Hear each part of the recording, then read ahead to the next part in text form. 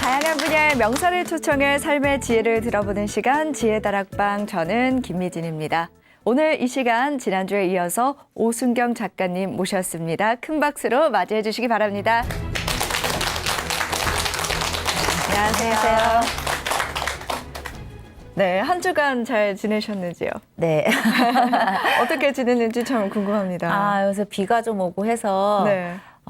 좀 집에서 좀 쉬고 그림 그리고 또 네. 학생들 가리키고 그냥 일상적인 일을 하며 살았어요. 네. 지난 시간에 민화에 네네. 대해서 자세히 설명을 해주셨잖아요. 네네. 그리고 그 이후에는 제가 민화에 대한 관심이 그러셨어요? 굉장히 많이 생겼어요.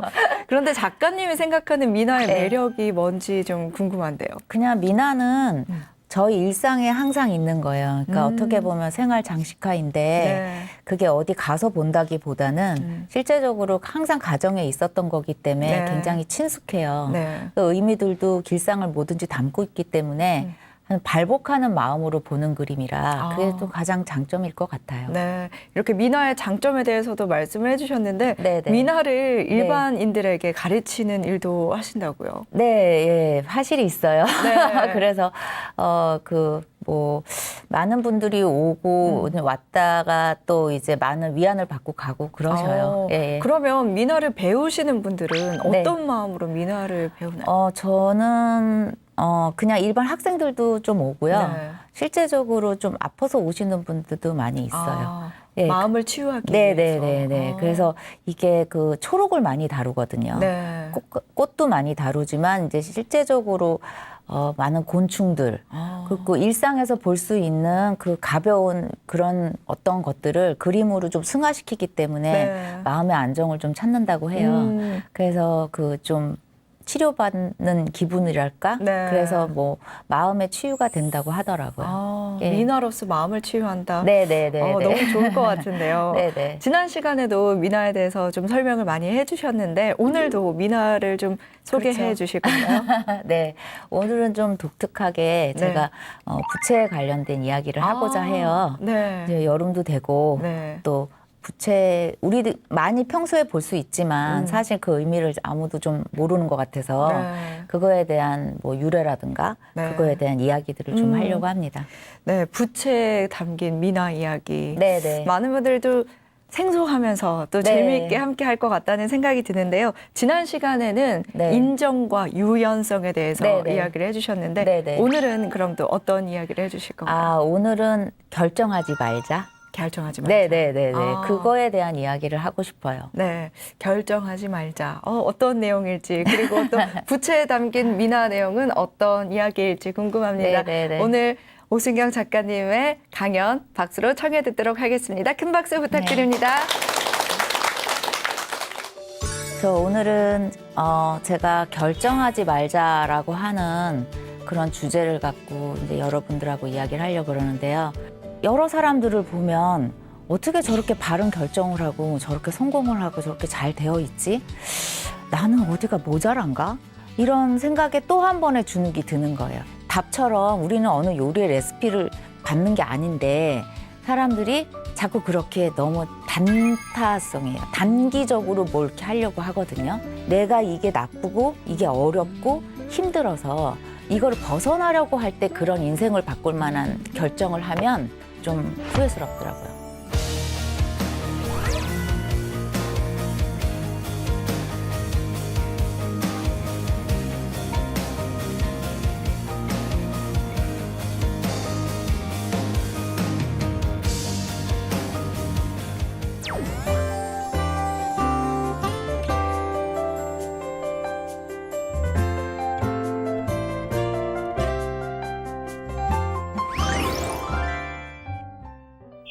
안녕하세요. 저 오늘은 제가 결정하지 말자라고 하는 그런 주제를 갖고 이제 여러분들하고 이야기를 하려고 그러는데요. 우리가 살면서 많은 판단을 하고 결정을 해야 할 때가 있어요. 근데 제가 이제 여러분들께 이야기해주고 싶은 거는 어떠한 순간에도 제가 뭐 판단을 하고 결정을 하려고 할 때는 거의 어떠한 순간을 회피하거나 기피하거나 그걸 벗어나려고 할 때 저희가 섣부른 판단을 하게 되거든요. 제가 이제 예전에 한 30년 전쯤에 그 미국에서 조금 생활을 한 적이 있어요. 그때 제가 언어도 모르고 저는 타고난 길치에 그 언어 감각도 없고 그러고 기계치였었거든요. 근데 길도 모르고 기계도 다룰 줄도 모르고 말도 못하는 제가 미국에서 몇 년간 사는데 이게 정말 이건 바보가 따로 없더라고요.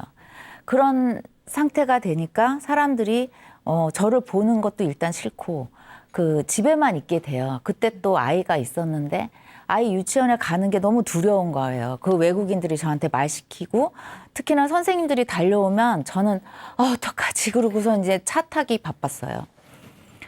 그러다 보니까 사람이 계속 주눅이 들고 뭘 결정하려고 해도 이게 맞는가 안 맞는가 너무 고민이 많았었거든요. 근데 그런 상태에서 뭘 결정하려고 하면 이게 실패가 되는 거예요. 그래서 이제 많은 좀 아픔이 있었죠, 나름대로. 그러고서 이제 한국에 왔는데 그게 이렇게 버릇처럼 습이 돼서 그걸 벗어나는데 굉장히 오랜 시간이 걸렸어요. 근데 여러 사람들을 보면 어떻게 저렇게 바른 결정을 하고 저렇게 성공을 하고 저렇게 잘 되어 있지? 나는 어디가 모자란가? 이런 생각에 또 한 번의 주눅이 드는 거예요. 한국에 와서도 또 그 버릇을 못 고치고 활달하게 생활을 못 하겠더라고요. 근데 저 지금 봤을 때는 그렇게 주눅 든 사람 같지 않잖아요. 잘 웃고 어디 가서도 굉장히 좀 얘기도 잘하고 그런 편인데 예전에는 제가 그런 사람이었거든요. 근데 그게 생활이 바뀌면서 제가 그런 사람이 돼버린 거예요. 어떠한 다른 형태가 돼버렸어요. 그랬을 때 저한테 가장 힘이 됐던 게 이제 그림이었고 그리고 또 제가 뭐 앞서도 얘기했지만 제가 108배를 꾸준히 한다고 했었잖아요.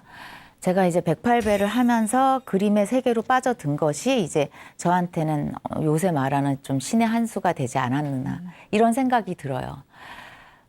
절을 하다 보면 마음이 이렇게 좀 많이 가라앉고 그리고 사람들하고 말했을 때도 이 말을 했으면 제가 어떻게 생각할까 이렇게 모든 걸 이렇게 하다 보니까 이렇게 위축되고 사람 만나는 걸 좀 기피했었었는데 그런 것들이 이제 많이 좋아지더라고요. 그리고 자리에 앉아서 저를 이렇게 생각하게 된다? 이러한 저만의 시간이 있었었어요. 사람들한테는 제가 이러한 얘기를 하면 네가 뭐 편해서 그렇지 뭐 이렇게 얘기를 하는데 안 편했었는데 누굴 만날 때마다 나 불편했어 되게 힘들었어 이런 얘기 하는 것도 되게 나쁘고 그러다 보니까 스스로에 대한 중심을 잡는 일 그게 저한테는 좀 가장 중요했던 것 같아요. 근데 그 중심을 어떻게 갖느냐 그런 것들이 그런 어떤 판단을 하는 거에서 일종의 이제 어떠한 저만의 게임이라 그럴까요? 그런 게 시작됐었어요. 그 옛날에 이제 저 혼자 이렇게 하루 절을 하고 그림을 그리고 이런 순간순간들의 어떠한 선택들을 했을 때 이게 옳으냐 그르냐를 처음엔 판단이 안 되더라고요. 할 수도 없었고. 그래서 하나만 딱 생각을 했어요. 내가 힘들고 어려울 땐 뭘 결정하지 말자. 왜냐하면 항상 그게 나쁜 결정이 돼요. 뒤늦게 생각해 보면. 근데 나중에 생각을 해보면 그거 사실 별일 아니거든요. 별일 아닌데 내가 왜 그때 그렇게 했지?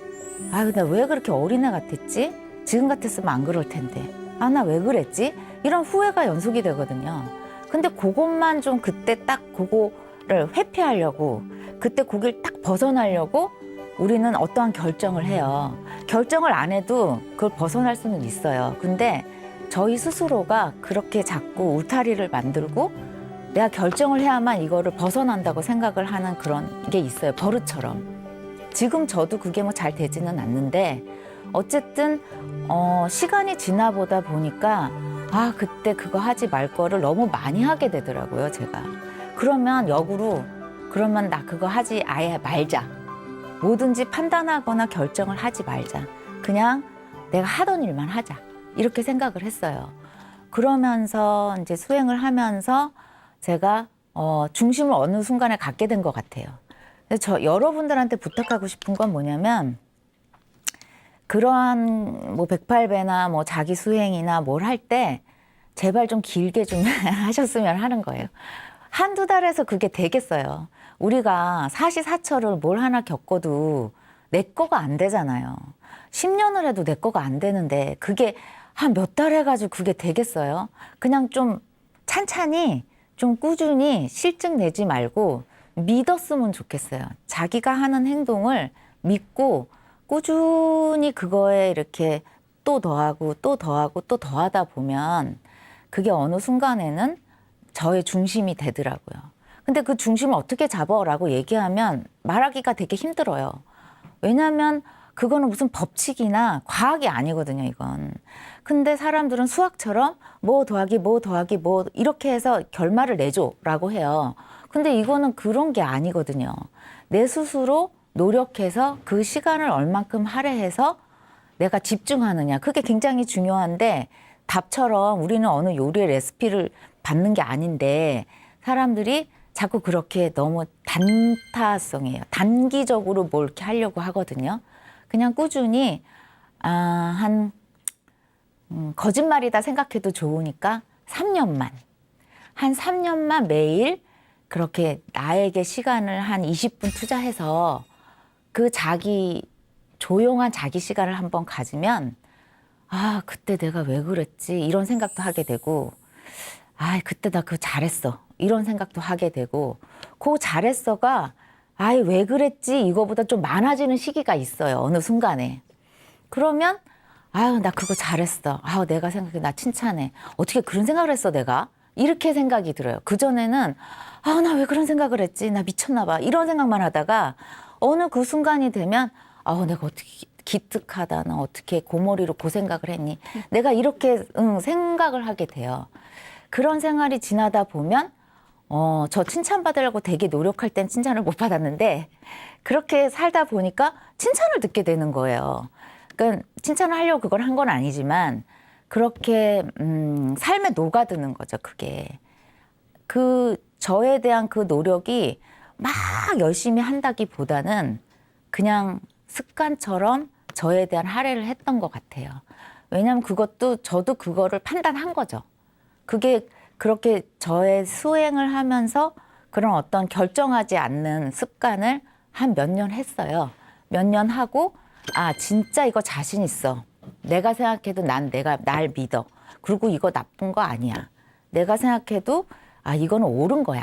그리고 나는 이걸 했을 때 실패한들 뭐 어떻게 했느냐. 실패해도 뭐 내가 수용할 수 있어 라고 생각했을 때 결정을 내린다.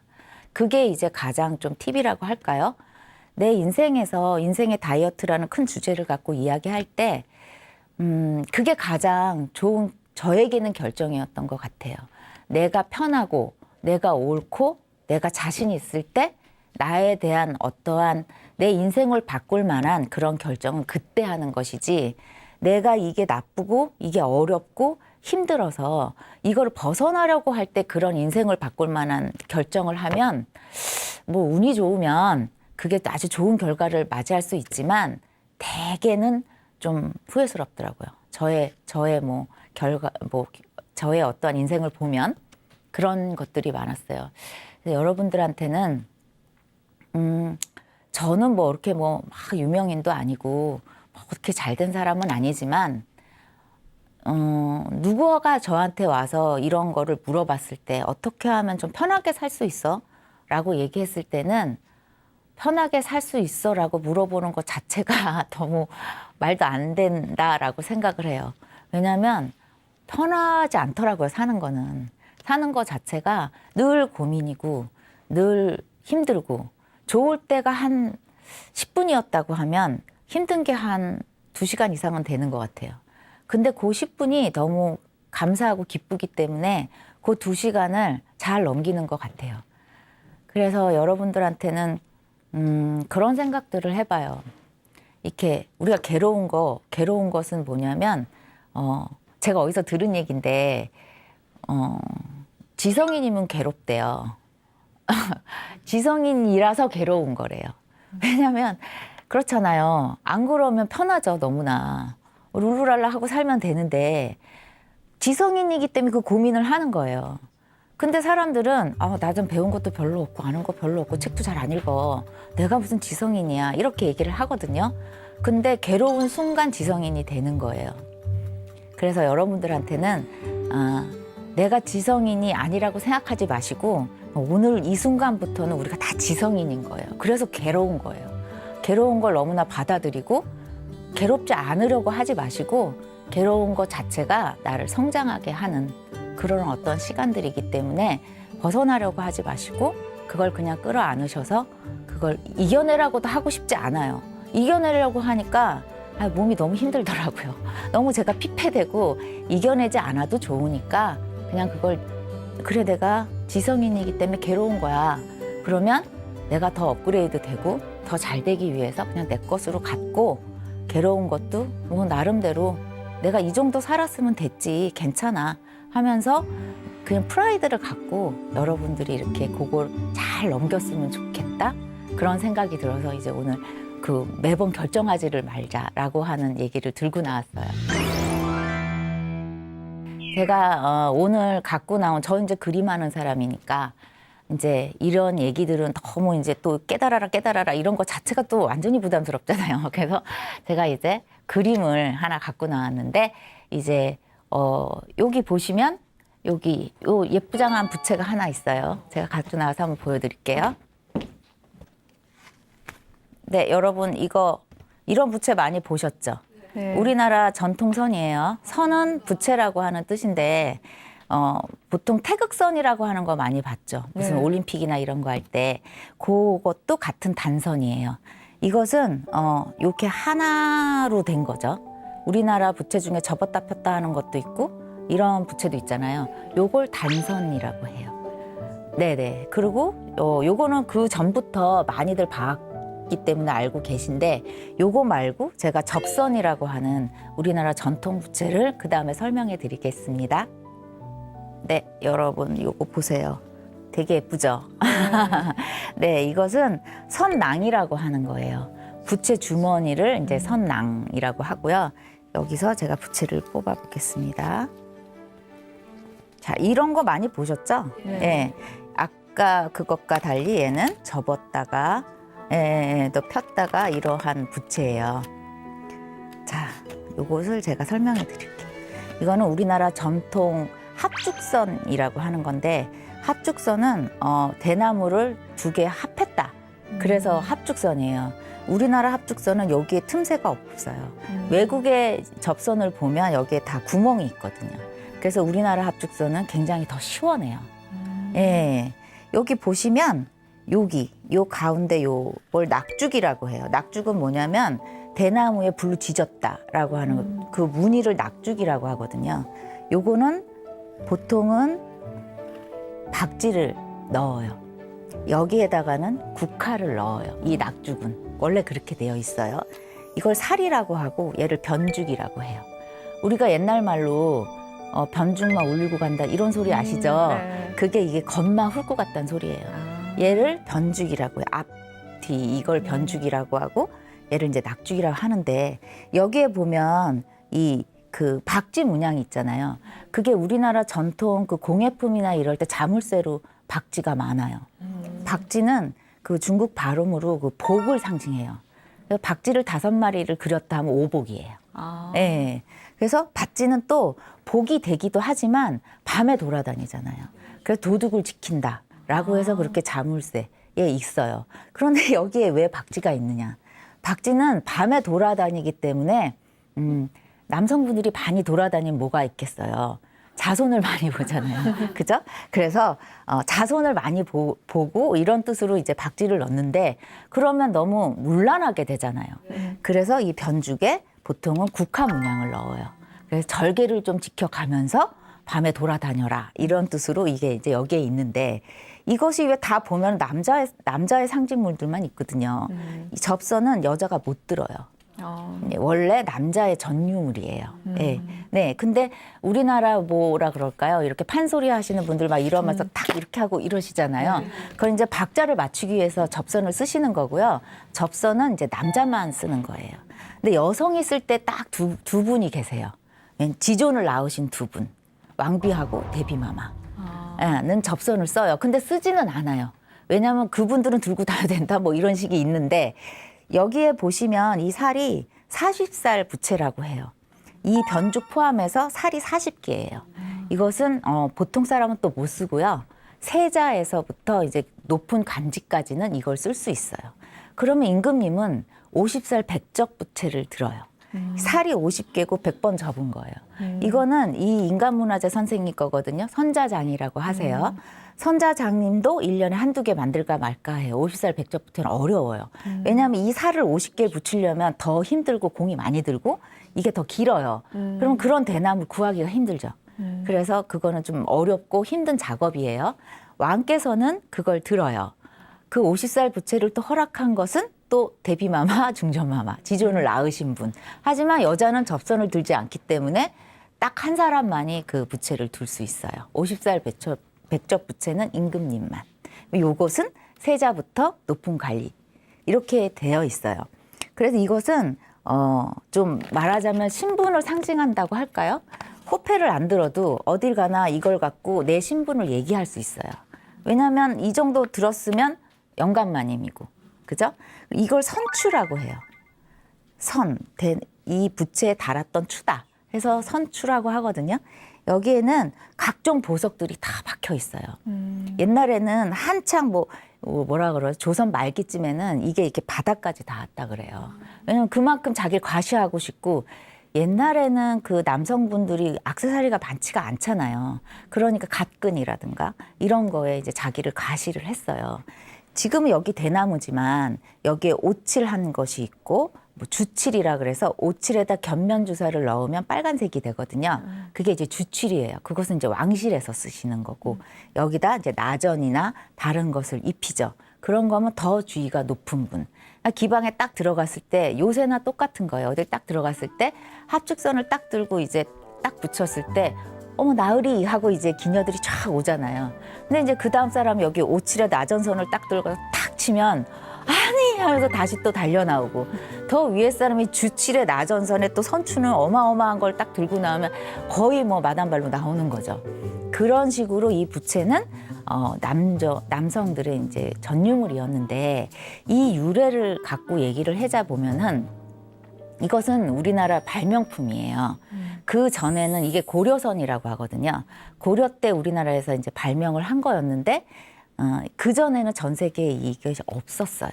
접선이라고 하는 거. 저 단선은 있었는데 예전에 이것도 이렇게 얘기하자면 좀 그렇지만 어느 스님께서 그런 이야기를 했어요. 이제 이것은 어느 스님이 발명한 거예요. 말하자면 만드신 거죠. 근데 이거를 인체에 비유한 거예요. 그래서 이것은 여자 가채. 이렇게 보면 여자 머리 같잖아요. 머리를 틀어 올린 가채고 얘는 비녀예요. 그리고 이것은 저고리. 이것은 치마예요. 그래서 이게 여자들이 안 쓰는 이유는 이걸 해보면 이렇게 만지고 주물럭주물럭거리게 되잖아요. 그래서 여자들은 들지 않고 남자가 드는 거예요. 근데 여자가 드는 경우에는 남자가 자기 정인한테 줄 때는 또 이거를 줘요. 여기에 보면 이건 홍송으로 되어 있는데 여기는 이제 상아, 흑단 이런 식으로 또 갖은 사치품을 다 달아요. 예, 그래서 소화가 안 될 때는 이렇게 꾹꾹. 근데 굉장히 좋아요. 제가 이렇게 조금만 눌러도 이렇게 빨갛잖아요. 그 정도로 굉장히 단단해요. 그 호위 무사들도 뭐 이게 칼이 없을 때도 이거로 이렇게 싸움을 했다고 해요. 이거를 이제 말하자면 우리나라 이제 고려 때 이것을 만들었는데 이게 어떻게 전 세계에 유래가 됐느냐 하면은 이게 북송에 그 사신단들이 오면 그 고려 사람들이 이렇게 자꾸 붙이니까 저게 무엇인고 이렇게 한 거예요. 근데 저것은 이상하다. 쟤네는 이게 여름에 붙여야 되는데 이걸 겨울에도 붙이거든요. 근데 붙이는 것은 아니고 사실은 이제 신분 때문에 들고 다니고 이제 액세서리 개념이었던 거예요. 그리고 보기 싫은 사람이 왔을 때 딱 피고 이걸 이렇게 하면서 자기를 가리는 거예요. 그거를 체면에 쟤 너무 싫어하면서 고개를 딱 돌리면 못 배운 자, 덕이 없는 자라고 하기 때문에 이걸 이제 자기 얼굴을 가리거나 저기 봤을 때 누가 날 보면 안 될 상황에서도 자기를 가리고 이런 거로 썼던 거예요. 그 북송의 사신이 황제를 만나서 아니 고려에 갔더니 이상한 걸 들고 다니던데 뭐 이렇게 좋더라라고 얘기했더니 아니 그러면 그런 걸 니네만 들지 말고 우리한테 좀 주지. 그래서 이제 고려의 황제가 북송의 이제 황제한테 이거를 선물로 줘요. 근데 황제가 보니까 좋거든요. 그러면서 붙이니까 밑에 이제 왕급들이 아니 그걸 당신만 갖고 우린 안 주나 이래서 이제 공신, 왕 이런 사람들한테 이제 하사품으로 내리게 되고 얘가 이제 실크로드를 통해서 전 세계로 가서 이제 우리가 실제로 뭐 마리 앙뚜아네트 뭐 이런 거 보면 막 이렇게 붙이잖아요. 그게 이제 고려선에서 가서 된 말하자면 아주 좋은 공예품이죠. 하지만 사람들은 이 그 접선에 대한 얘기를 잘 몰라요. 그러고 외국에 가서 이렇게 부채를 들고 왔을 때 제가 그 부채 사실 이러이러 해가지고 이래서 간 거야 라고 하면 뭘 잘 알지도 못하면서 저한테 막 이래요. 아니야 그런 거야 라고 얘기하면 이게 그 어느 영화에서도 막 붙이고 어느 영화에서도 막 붙였다 막 이러는 거예요. 근데 사실은 그건 고증이 틀린 거지. 외국에서는 그냥 옛날 귀족이다 그러면 막 이렇게 붙이고 나오는데 실제로는 이제 고려를 통해서 이렇게 가서 전 세계로 간 부채가 이 부채예요. 이제 단오가 되면 옛날에 이제 우리 소장농들이 많잖아요. 그러면 웃사람한테 저희 1년 내내 좀 잘 봐주십시오 하고 부채를 선물한 게 이제 단오의 부채가 그거예요. 그래서 단오 때 이제 웃사람한테 저희 좀 잘 부탁합니다라고 준 게 이제 이 접선이었고요. 그러면 그래 알았어 라고 해서 예전에는 이 부채를 웃사람이 아랫사람한테 주지 않았어요. 아랫사람은 웃사람을 공경의 표시로 준 게 이 부채고요.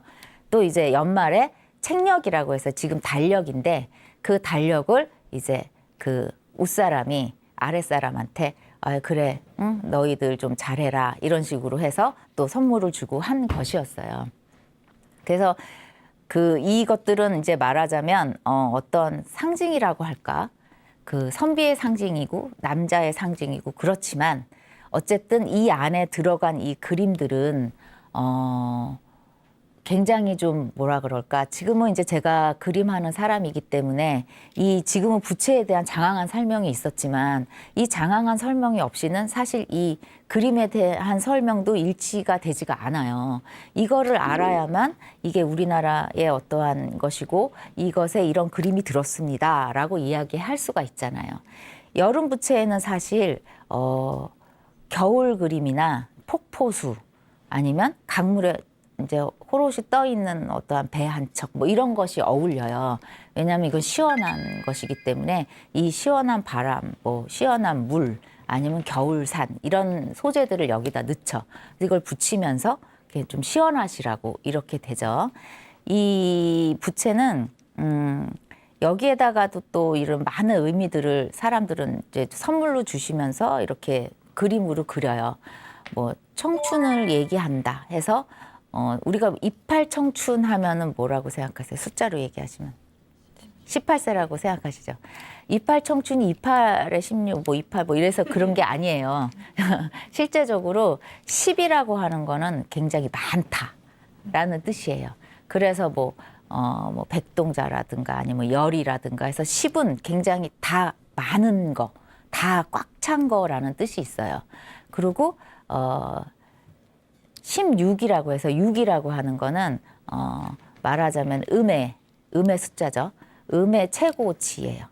그리고 10이라고 하는 건 양의 최고치예요. 이 숫자로 봤을 때는. 그래서 양의 최고치와 음의 최고치가 꼭지점에서 만나는 게 이제 16인 거예요.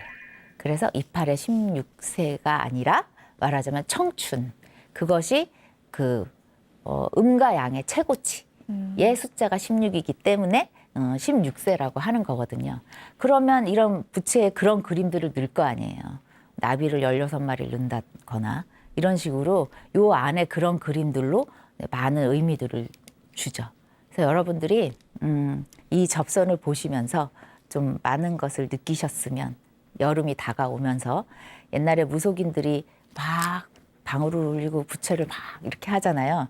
방울은 잡기야 뭐 좋은 귀신을 다 불러 모은다 이런 게 있어요.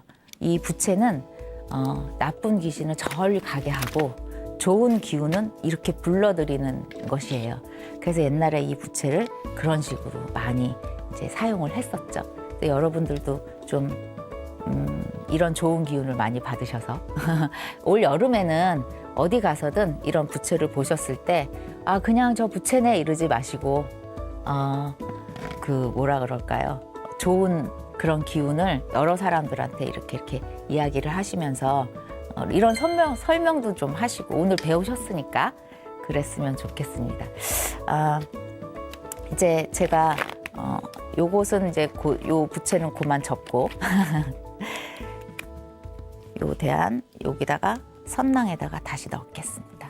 선낭은 아까 제가 설명을 잘 안 했지만 여기에도 이렇게 자수가 들어있죠. 이 부채는 사실 우리나라 그 공예품의 결정체예요. 여기는 자수가 들어있고 여기는 선추가 있지만 매듭이 있고 아까의 그 선자장님의 그런 어떠한 부채의 공예가 있잖아요. 선낭도 그냥은 없어요. 우리나라 모든 공예품과 그림에는 의미가 없는 것은 단 한 개도 없거든요.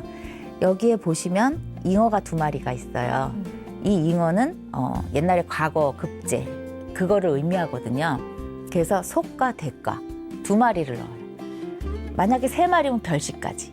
그래서 2마리를 넣고 거기에 장원급제해서 이것은 모란꽃이거든요.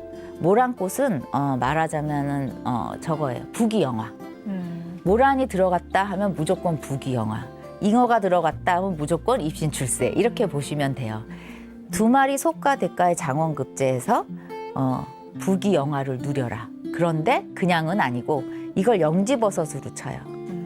네네, 영지버섯이죠. 영지버섯이 뭐예요? 불로장생이잖아요. 그죠?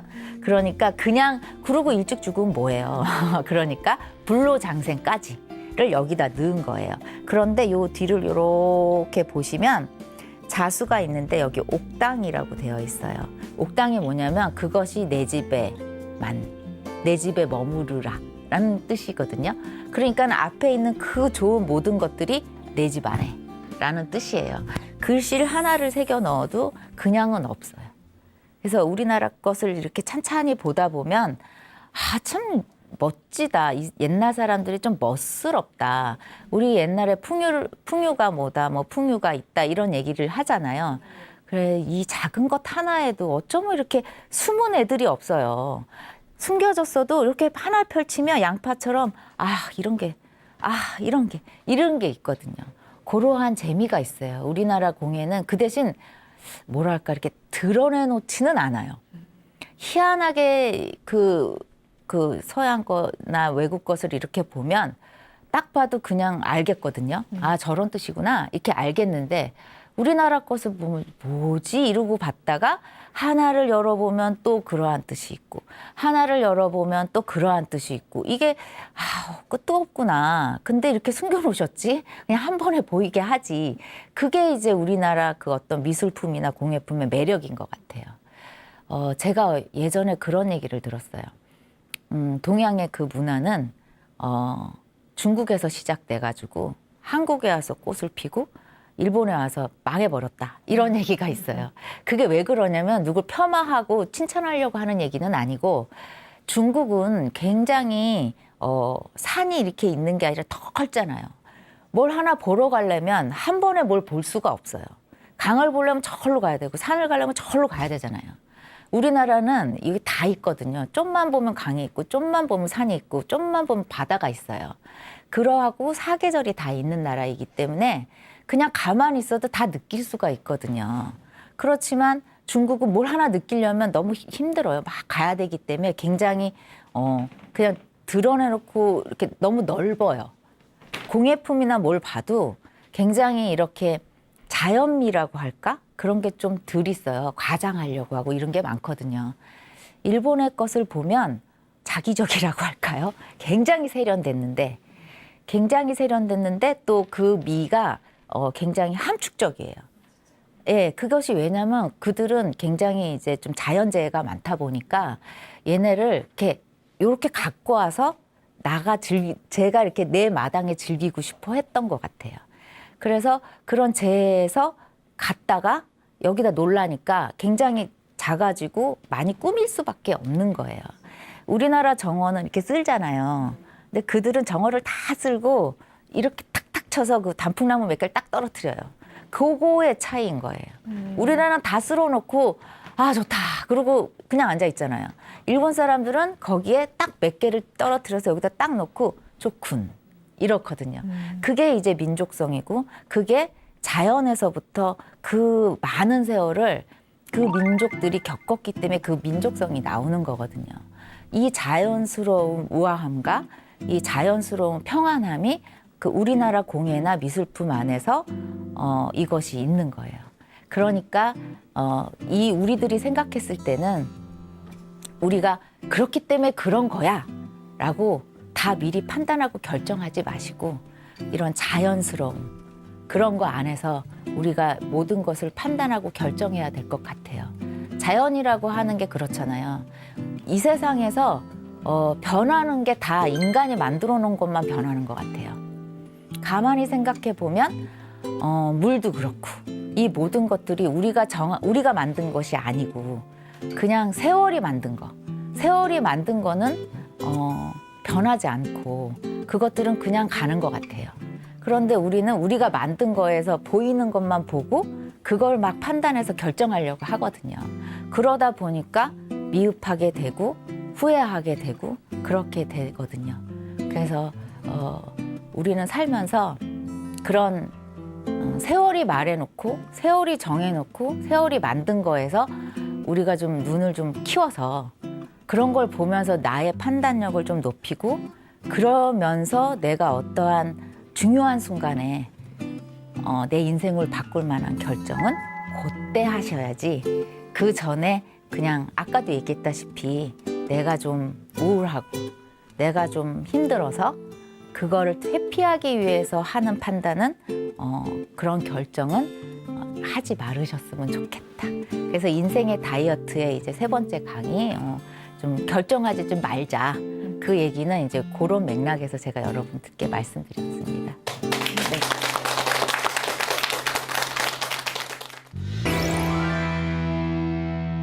네, 좋은 결정을 하기 위해서는 성급하게 결정을 하지 말자. 이런 강의 내용이었는데요.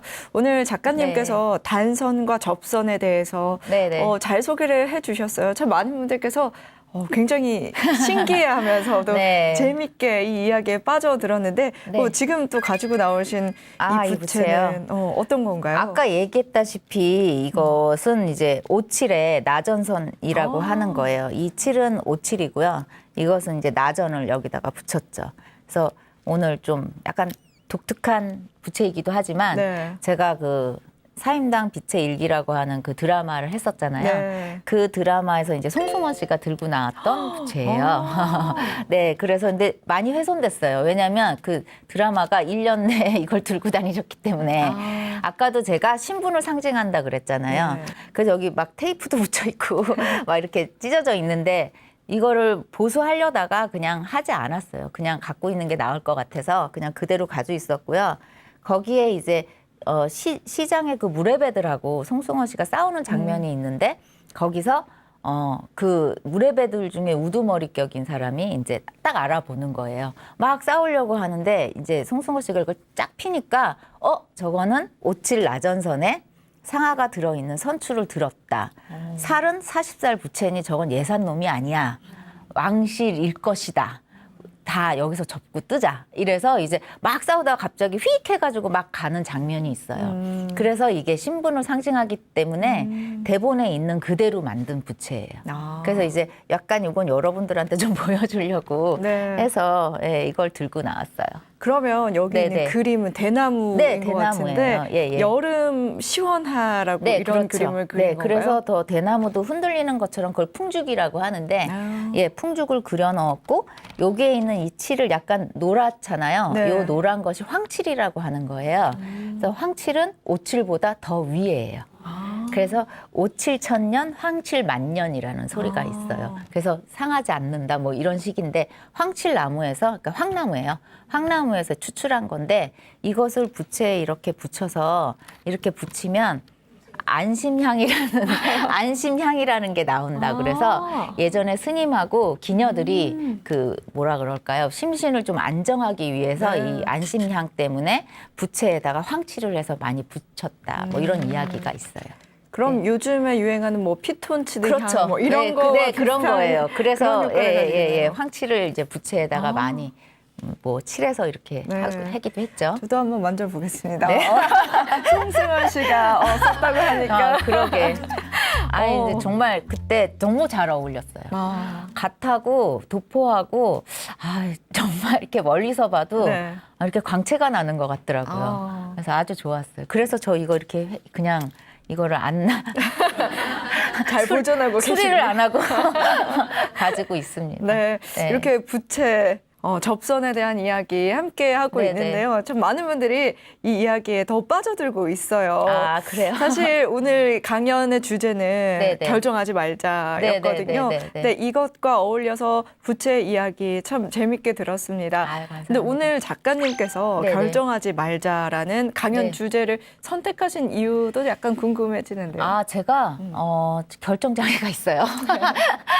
왜냐하면 아까도 얘기했다시피 제가 조금 힘든 시기가 조금 네. 있었었는데 그때 뭘 결정할 때 이렇게 좀 그 결정이 안 좋았던 경우가 좀 많았었거든요. 네. 근데 그게 이제 뭐 아파서 내가 뭐 급하게 수술을 해야 된다거나 이런 건 빨리 결정을 해야 되는데 그런 거 말고 달랐을 때는 제가 미흡했던 거예요. 성숙하지 못했기 때문에 그런 결정을 했을 때 지금 와서 후회하는 점들이 많은데 그건 이제 지나갔기 때문에 뭐 네. 어쩌겠어요. 네.